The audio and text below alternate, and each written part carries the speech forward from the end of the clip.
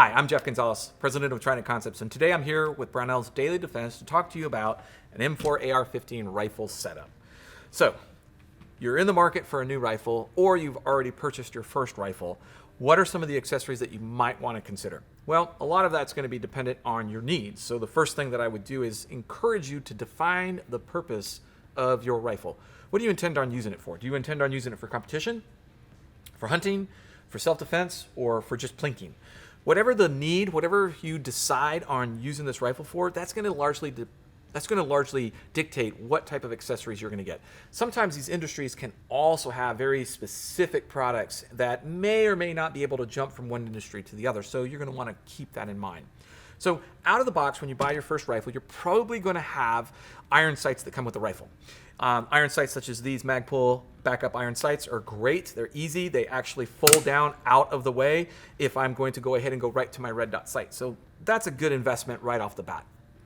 The next thing is the addition of an adjustable sling. Again, here I have a Magpul sling that's adjustable. So what you want to consider the sling's use for is, think of a pistol and the holster. So the sling is to the rifle what a holster is to the pistol. And so it allows me to let the rifle hang. It allows me to tighten up that sling so I can do things. It allows me to have my hands free whenever I might need that.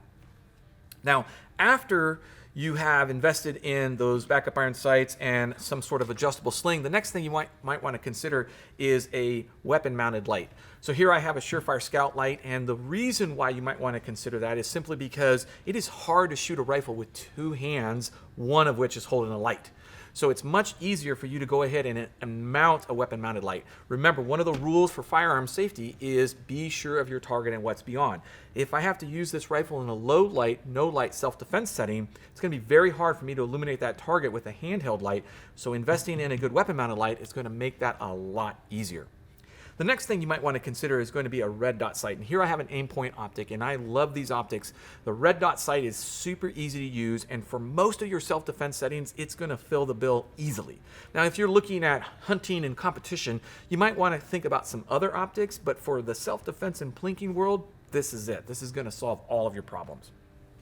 The next thing to consider, and the first four items I described are probably like your go-to. Those are the things that you're going to want to invest in first. And then after you have done that, now we can start looking at some other accessories that are going to enhance my experience shooting this rifle. And that's going to be with improving the interface between me as a shooter and the rifle itself. That could be updating the stock, the pistol grip, the forend. These are items that we call furniture. So here's a Magpul stock. This is a Magpul pistol grip. And these are going to allow me to hold that rifle and utilize that rifle and basically become one with that rifle.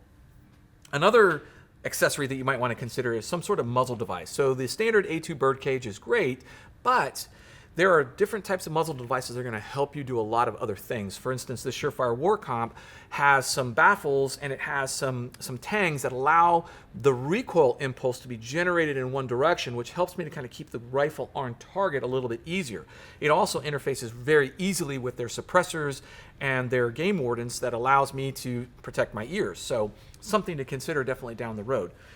If you really want to go down the precision road and enhance your ability to be precise with this particular rifle, then we're talking improving that trigger. So you're looking at an aftermarket drop-in match grade trigger, and these things are really nice, and they will, out of the box, help you to be much more precise with the trigger manipulation so that will improve your shooting typically at distance. At the closer ranges, maybe not so much, but certainly as you extend the ranges, you're going to see the benefits to a match grade trigger. So these are just some of the items that you might want to consider at enhancing your experience shooting these rifles. If you have any questions or comments, please feel free to post them down below. I'm Jeff Gonzalez. Until then, take care and stay safe.